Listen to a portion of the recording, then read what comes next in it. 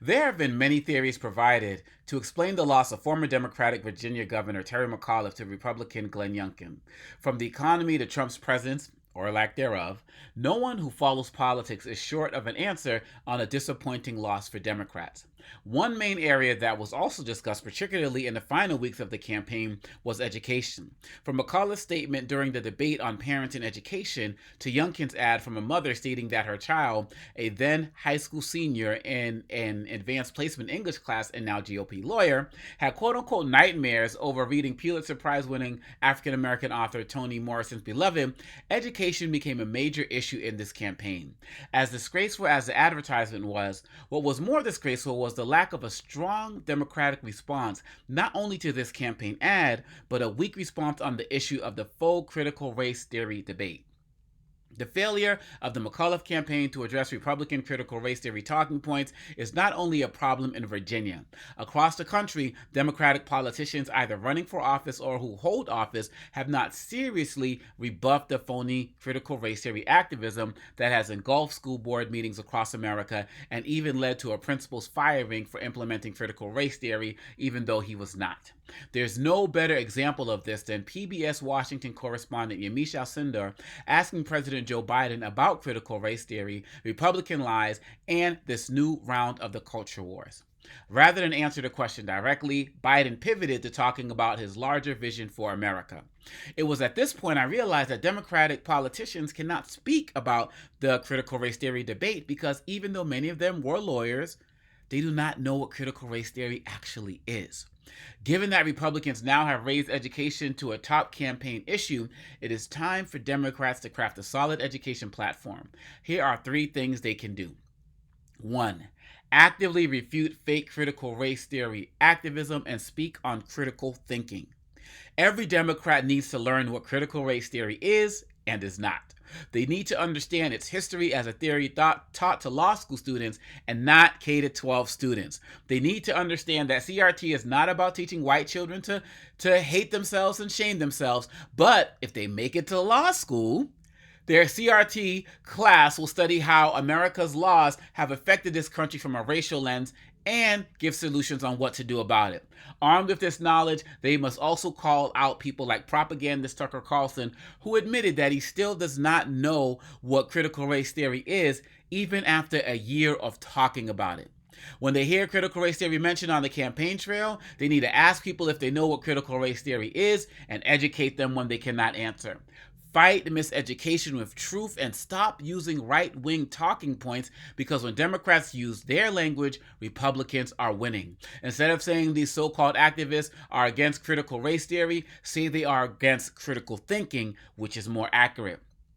Democrats must also point out that phony critical race theory activism is failing, as many parents and guardians have been encouraged to buy books that have been banned, like New Kid and Class Act by award-winning author Jerry Craft.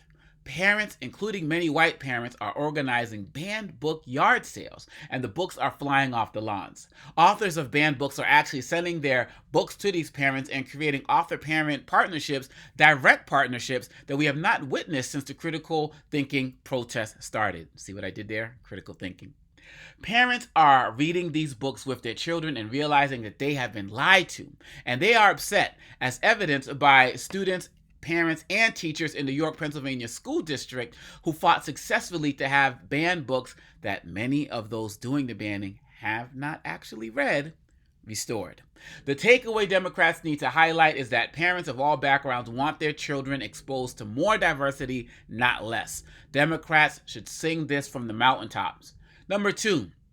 Address post-COVID parental concerns. I watched a group of white suburban mothers on CNN who spoke about how their children have fallen behind after a year or more of learning from home. They felt that Youngkin spoke more to their concerns with his actions, like sending his wife to meet with parents about their concerns. I am not sure if McAuliffe and his team engaged in this action, like this or other actions, but what I do know is there was not a strong groundswell of vocal and active parents who are supportive of McAuliffe's education platform. Add to that his comments about parents not needing to be involved in their children's curriculum, and an environment was created where many parents felt there was an elitist and paternalistic approach towards their education concerns. Every public, private, and charter school I work in today has some issue related to parents feeling behind on education. Those concerns cannot be ignored. Democrats need to hold town halls and other forms of meetings where they can actively hear and address parental concerns around education. Commit to doing more listening than talking. The only thing that was more frustrating than Youngkin's advertisement attacking Beloved was that there was not an equal or even more vocal response from parents in Virginia. Of course, many were outraged, but Youngkin supporters were more outraged and more vocal. Democrats cannot actively engage parents, however, if they do not understand issues facing parents in schools in a post-at-home learning world like resocialization, depression, transportation, academics, and more. Democrats in several campaigns were too caught up responding to Republicans and tying candidates to Trump that they didn't respond strongly enough to parents. Boldly embrace diversity, equity, and inclusion in schools for number 3. It is sad to say, but even while I have seen Republican candidates accept endorsements from President Donald Trump, as well as neo-Nazis and white supremacists, many Republican candidates have been surprisingly successful at using language that embraces diversity, even if their actions speak to the contrary. They do this in part by embracing the words of civil rights icon Reverend Dr. Martin Luther King Jr. Time and again, I have heard from candidates and their propagandist outlets how we need to bring back the words of Dr. King and focus on the content of one's character and not the color of their skin. These candidates utter these words while not condemning Confederate flag-bearing racists who attend their rallies. They use Dr. King when it is convenient, with no legislative accomplishments centered around diversity, equity, and inclusion to back up their claims. Democrats need to boldly assert that they are the party that embraces diversity, equity, and inclusion, and they must show it. Democrats should speak to the need for access to schools and resources for students with physical challenges. They need to speak to the importance of having a diverse curriculum where all cultures and histories are celebrated and not tolerated. They need to speak to the importance of ensuring that schools receive the same amount of funding regardless of their zip code. They need to promote the need for skilled, culturally competent teachers. They need to speak to how they will work with schools to end the preschool to prison pipeline. They need to also support educators and parents being attacked at school board meetings. Moving forward with new demographics. Politicians, as well as the media, are crafty when it comes to messaging and code words. We know what the term urban is used. It is primarily to refer to Black and brown inner city communities. When they speak about suburban moms, they are speaking about white mothers, as demonstrated in the video by CNN. I often find myself asking why non-white suburban mothers, and fathers and guardians for that matter, are missing from the picture.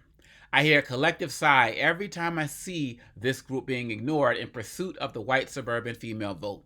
The fact of the matter is that the majority of white voters have not voted for the Democrats since the Civil Rights Act of 1964 and the Voting Rights Act of 1965. Democrats who have won nationally, like former President Obama, and Democrats who have won at the state and local levels in recent years, have realized that a broad coalition is needed, including white suburban moms who want the same things for their children as non-white suburban moms and parents in urban areas as well. A quality education and access to opportunities to help their children build a better future. At the end of the day, Democrats have a stronger, not perfect record in the last 40 years of creating more programs that help people of all backgrounds and circumstances get access to services, but in too many instances, they have been very poor with messaging. The Education Secretary, his name is Miguel Cardona, by the way, needs to be as commonly known to America as Pete Buttigieg, the Transportation Secretary. They cannot let Republicans steal the narrative on the importance of a well-rounded education grounded in critical thinking and an appreciation for diversity. In the same way President Biden and Democrats are traveling the country selling the infrastructure bill and the Build Back Better bill, you need to highlight their education plan by showing what they have been about, not caving to Republican and right-wing extremist talking points. And they must do more to appeal to a larger demographic of voters than the traditional white suburban mother, particularly as more states like Texas are becoming browner. This can indeed help Democrats avoid more election disappointments from an educational standpoint.